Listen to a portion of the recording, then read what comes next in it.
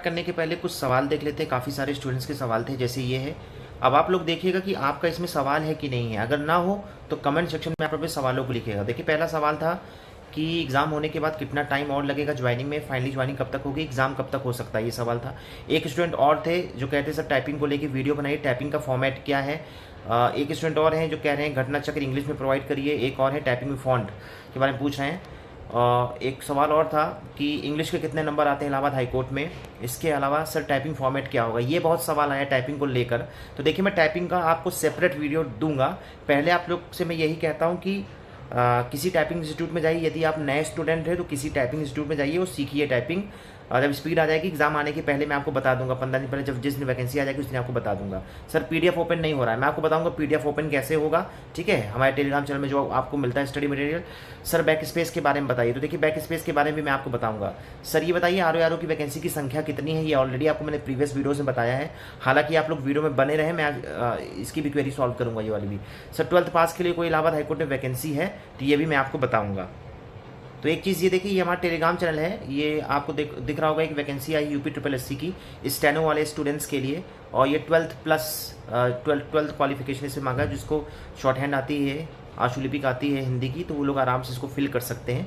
तो इसका एडवर्टीजमेंट आप हमारे टेलीग्राम चैनल से पा सकते हैं, अदरवाइज सरकारी रिजल्ट से पा सकते हैं। ये देखिए, ये काफ़ी सारे सवाल आपको दिख रहे होंगे। ये मैं आपको, आप किसी भी चीज़ की तैयारी कर रहे हो, इलाहाबाद हाईकोर्ट की तैयारी कर रहे हो, UPPSC RO की तैयारी कर रहे हो, सिविल सर्विसेज की तैयारी कर रहे हो, और कोई भी वनडे एग्जाम 10+2 की तैयारी कर रहे हो, कोई भी सरकारी नौकरी का आप तैयारी कर रहे हो, आप तैयारी करते हो, अगर आपको डेली रेगुलर टेस्ट सीरीज चाहिए, स्टडी मटेरियल चाहिए, तो आप हमारा टेलीग्राम चैनल ज्वाइन कर सकते हैं। ये प्रिविलेंट एजुकेशन के नाम से, इसमें 5000 से ज़्यादा लोग ऐड हैं, सब लोग इसमें फ़ायदा उठा रहे हैं।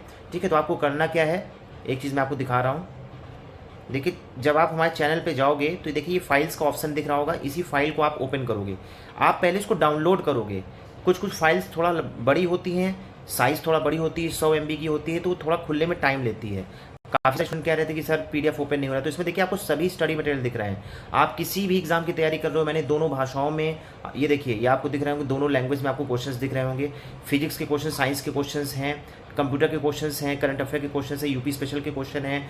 ठीक है, पॉलिटी, हिस्ट्री, आपको सभी सवाल आपको दिख रहे होंगे। तो आप लोग इसका फ़ायदा उठा सकते हैं। आप हमारे टेलीग्राम चैनल को ज्वाइन कर सकते हैं, लिंक डिस्क्रिप्शन बॉक्स में दी हुई है, और अदरवाइज ये आपको दिख रही होगी लिंक। ठीक है, ये मतलब आपको चैनल का नाम दिख रहा होगा, आप लोग इसको भी ज्वाइन कर सकते हैं। ठीक है, ये देखिए आपको लिंक सिंपल दिख रही होगी, सिंपल आप इसको ऐसे टाइप कर सकते हो। ठीक है, तो वीडियो में बने रहें।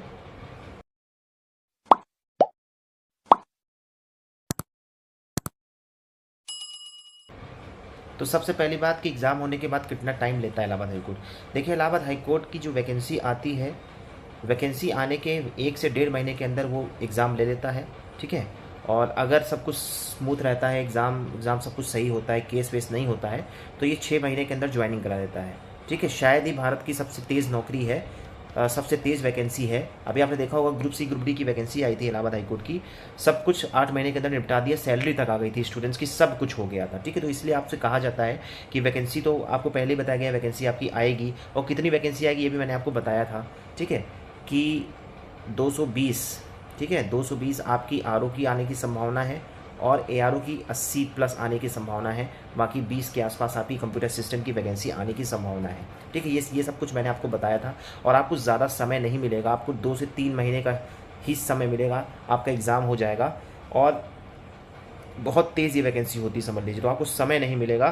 तो आप तैयारी करते रहिए, और आपको मैंने बताया था कि इस बार लेवल भी अच्छा होगा, क्योंकि NTA देखिए, तो ये वाला मैंने आपको क्वेरी सॉल्व कर दी है, ये बता रहा हूँ। हाँ, एग्ज़ाम कब तक होगा, तो एग्ज़ाम के लिए मैंने आपको ऑलरेडी बताया 2-3 महीने के अंदर आपका एग्ज़ाम हो जाएगा। ठीक है, सर टाइपिंग का वीडियो बनाइए, तो ऑलरेडी आपको बताया कि टाइपिंग का आपको सेपरेट वीडियो दूंगा। देखिए, घटना चक्र मैं आपको इंग्लिश में जल्द ही प्रोवाइड करूँगा। टाइपिंग किस फॉन्ट में होती है, देखिए UPPSC RO ARO में सिर्फ ARO है जिसमें टाइपिंग मांगी जाती है। आप तीनों फॉन्ट अलाउ हो गए हैं। ठीक है, आप मंगल भी सीख सकते हो, इंस्क्रिप्ट आप कुर्तीदेव भी सीख सकते हो। इलाहाबाद हाईकोर्ट RO ARO में सिर्फ इंग्लिश की टाइपिंग आती है, और इंग्लिश की टाइपिंग का कोई फॉन्ट नहीं होता, आप कहीं से भी सीखिए। आप अगर नए स्टूडेंट हो, टाइपिंग के आपके बारे में आपको नहीं पता, तो आप कोई भी टाइपिंग इंस्टीट्यूट ज्वाइन करिए, और आप पहले बटन याद करिए। जिस दिन आपकी स्पीड आ जाएगी आप लोग कमेंट करिएगा, मैं आपको डिटेल्ड टाइपिंग वीडियो मैं आपको दूंगा, लाइव करके दिखाऊंगा वैकेंसी जिस दिन आ जाएगी। ठीक है, तो पहले आप लोग ये करिए। ठीक है, पहले पता तो चलने दीजिए ना कि आपकी टाइपिंग वही 15 मिनट गैप वाला है, मतलब जैसे पिछली बार आपका हुआ था कि ऑनलाइन एग्ज़ाम हुआ था, उसके बाद 15 मिनट का गैप लिया गया था, उसके बाद आपकी टाइपिंग हुई थी। तो इस आधार पे मैं आपको वीडियो बनाऊंगा। पहले आप लोग किसी टाइपिंग इंस्टीट्यूट जाइए यदि आपको टाइपिंग नहीं आती, और अपनी एक्यूरेसी स्पीड लाइए, ठीक है। सर इंग्लिश के कितने नंबर आते हैं? देखिए आपको पहले बताया गया है जो पिछले एग्ज़ाम्स थे, ठीक है, पहले जो पिछले वैकेंसी के पहले जो एग्ज़ाम्स थे तो 200 सवाल आते थे। 200 सवाल तो अभी भी आते हैं, लेकिन उसमें से 50 नंबर की इंग्लिश आती थी और 20 नंबर का कंप्यूटर आता था। 70 नंबर, ठीक है, 50 नंबर की इंग्लिश, मतलब एक कुल मिला के 130-140 नंबर का आपका जीएस पोर्शन आता था, बाकी 50 नंबर की इंग्लिश आती थी, ठीक है। इस बार क्या कर दिया है, जो पिछला एग्जाम था, जब से एनटीए के पास टेंडर आ गया है, ठीक है, एनटीए मतलब नेशनल टेस्टिंग एजेंसी, जो कि आपको पता है यूजीसी नेट बहुत सारे एग्जाम्स कराती है, आईआईटी के एग्जाम्स कराती है। तो इस बार उसका लेवल, क्योंकि पिछली वैकेंसी पहली बार हुई थी, ठीक है, तो इस बार एग्जाम उसका अच्छा हो सकता है, लेवल उसका अच्छा हो सकता है। तो इंग्लिश के आपको 20 सवाल ही देखने को मिलेंगे, 10 से 20 सवाल ही देखने को मिलेंगे। तो मैं आपसे यही कहूँगा कि आप लोग कृपया करके ग्रामर जरूर पढ़ लीजिएगा, ठीक है। इसके अलावा एक चीज़ और बता रहा हूँ, 20 सवाल इंग्लिश के आ सकते हैं, 20 सवाल कंप्यूटर के आ सकते हैं, ठीक है, 10 सवाल आपकी हिस्ट्री के आ सकते हैं, 10 पॉलिटी के आ सकते हैं, 10 यूपी स्पेशल आ सकते हैं, 10 करंट अफेयर आ सकते हैं। इस तरह करके 10-10, 20-20 करके 200 प्रश्न वो बनाएगा। नेगेटिव मार्किंग नहीं होती है, टिक मार्क वाला सवाल रहता है, ठीक है, एक नंबर का रहता है। तो आप लोग फ़ायदा उठा सकते हो। टाइपिंग 50 नंबर की आती है, टोटल 250 मार्क्स के, टोटल 250 नंबर का हो जाता है, इसी से कट ऑफ बनती है, ठीक है। अगर ऑफलाइन पेपर होता है, जो कि ऑफलाइन होने के चांसेस कम हैं क्योंकि इसमें खर्चा ज़्यादा है, अगर ऑफलाइन पेपर होता है तो इसमें लॉस स्टूडेंट्स का ये है कि कट ऑफ ज़्यादा जाएगी। और अगर ऑनलाइन पेपर होता है, 15 मिनट गैप के बाद टाइपिंग होती है, तो इससे स्टूडेंट्स को फ़ायदा है। क्यों? क्योंकि जिनकी रिटर्न में मार्क्स जिनके कम होंगे, वो टाइपिंग में 2-4 नंबर खींच के सिलेक्शन ले सकते हैं। जैसे पिछली बार काफ़ी सारे स्टूडेंट्स जो हमारे साथ जुड़े थे उनका सिलेक्शन हुआ है, ठीक है, 10-12 स्टूडेंट्स थे आर जिनका सिलेक्शन हुआ था। टाइपिंग का फॉर्मेट मैंने आपको पहले ही बता दिया कि इंग्लिश में कोई टाइपिंग फॉर्मेट नहीं होता। पीडीएफ कैसे ओपन होगी ये भी मैंने आपको बता दिया है। नेट अपना ओपन करिए, पहले डाउनलोड करिए पीडीएफ, जो काम की पीडीएफ, क्योंकि मैंने नाम के साथ दिया है, ठीक है, इसको डाउनलोड करिए और साइज़ बढ़िए तो थोड़ा इसका वेट करिए, हो जाएगा। बैक स्पेस अलाउ रहता है इलाहाबाद हाईकोर्ट में, लेकिन मैं आपसे यही कहूँगा कि कोशिश करिए कि आप बैक स्पेस यूज़ ना करें, क्योंकि बैक स्पेस यूज़ करेंगे उससे आपकी टाइपिंग की स्पीड कम होती है। एक चीज़ और बता रहा हूँ, अगर आपको टाइपिंग में 10 मिनट का समय मिला है तो कोशिश करिए 8 मिनट में सबमिट कर दें। अगर टाइपिंग में आपको 20 मिनट का समय मिला है तो आप 18 मिनट में ही सबमिट कर दें। हालांकि इलाहाबाद हाईकोर्ट में क्या होता है कि 500 वर्ड की टाइपिंग आती है और आपको 20 मिनट का समय मिलता है, 25 की टाइपिंग आपको मिलती है, ठीक है, 25 वर्ड प्रति मिनट स्पीड मांगता है, वो 20 मिनट आपको समय मिलता है। तो काफ़ी सारे स्टूडेंट्स से पिछली बार गलती कर दिया था, 20 मिनट तक वेट करते रहे, ऑटो सबमिट हुआ। तो मैं आपसे इस बार यही कहूँगा, स्पीड अपनी बढ़ाइए, एक्यूरेसी बढ़ाइए। 17-18 मिनट 16 मिनट में आपकी टाइपिंग हो जाती है, तो उसको खत्म कर दीजिए, सबमिट कर दीजिए, आप सिलेक्शन हो जाएगा। आपको कोशिश करें 100% एक्यूरेसी हो।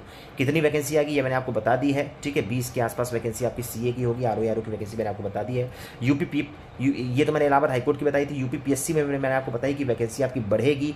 आपको जो 181 वैकेंसी दिख रही है, 300 वैकेंसी एपीएस की दिख रही है, ये 300 वैकेंसी 330 तक आपकी जाएगी, और ये 181 वैकेंसी आपकी 250 प्लस 250 से 260 के बीच रहेगी, ठीक है। हालांकि आरओ की वैकेंसी कम है, इसमें 65 वैकेंसी है, हो सकता है 70-75 बाद में हो जाए, आपका फाइनल रिजल्ट आते आते जो आपका लास्ट स्टेज होगा तब तक, ठीक है। तो ये सब चीज़ें मैंने 12th के लिए मैंने आपको वैकेंसी बता दी है इलाहाबाद हाईकोर्ट से।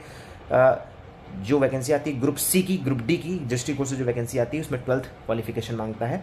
तो आप लोग लेकिन उसके लिए दोनों टाइपिंग मांगता है, हिंदी और इंग्लिश टाइपिंग मांगता है, जो ग्रुप सी की वैकेंसी आती है, ठीक है। तो वो वैकेंसी इस साल तो नहीं आएगी, वो वैकेंसी अगले साल आएगी। काफ़ी सारे स्टूडेंट्स की क्वेरीज थी कि sir group C group D के बारे में, तो ये चीज़ मैंने आपको बता दी है।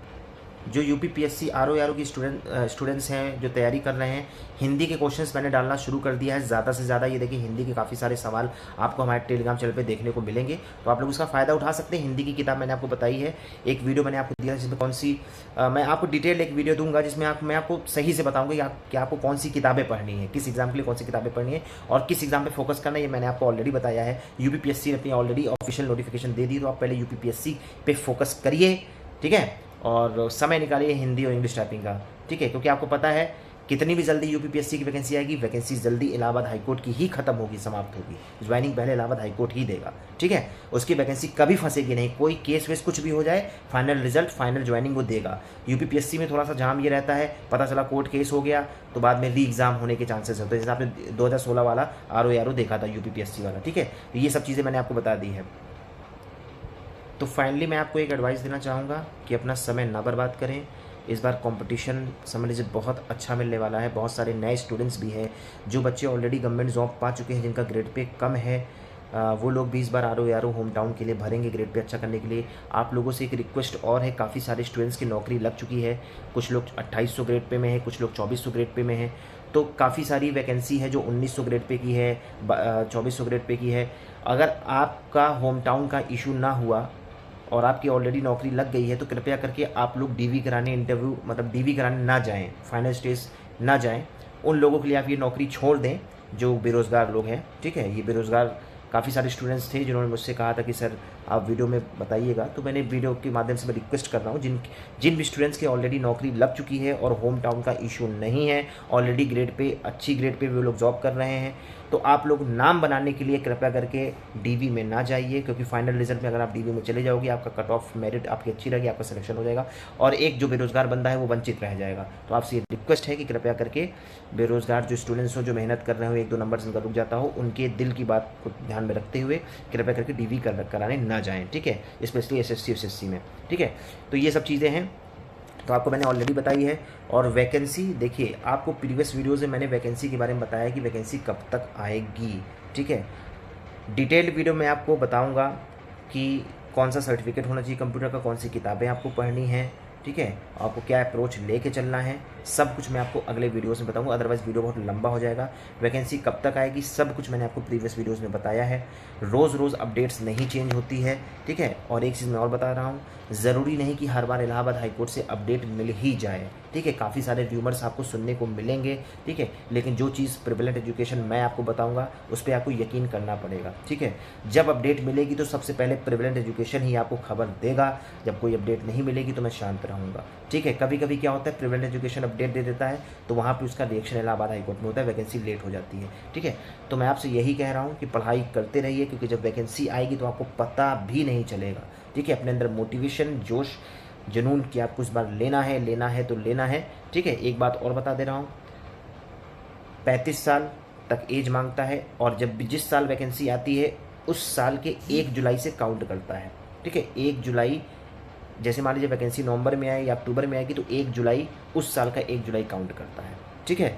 तो ये मैं आपको बता देना चाहता हूँ, ठीक है। 1 जुलाई उस साल जिस साल वैकेंसी आती है वो एज काउंट करता है इलाहाबाद हाईकोर्ट, ठीक है। तो इस वीडियो में इतना ही, पढ़ाई करते रहिए और आपके पास ज़्यादा समय नहीं है, 3-4 महीने का टारगेट लेके पढ़ाई करिए, ठीक है, क्योंकि जब वैकेंसी आएगी तो आपको पता नहीं चलेगा, ठीक है।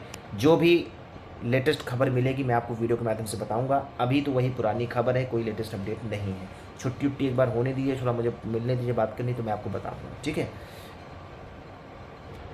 इन प्रश्नों के अलावा यदि आपके मन में और भी सारे प्रश्न हैं तो कमेंट सेक्शन ऑन है, कमेंट सेक्शन में अपने सवालों को लिखिए, जो भी नेक्स्ट वीडियोस में बनाऊंगा आपके सवालों का समाधान करूंगा।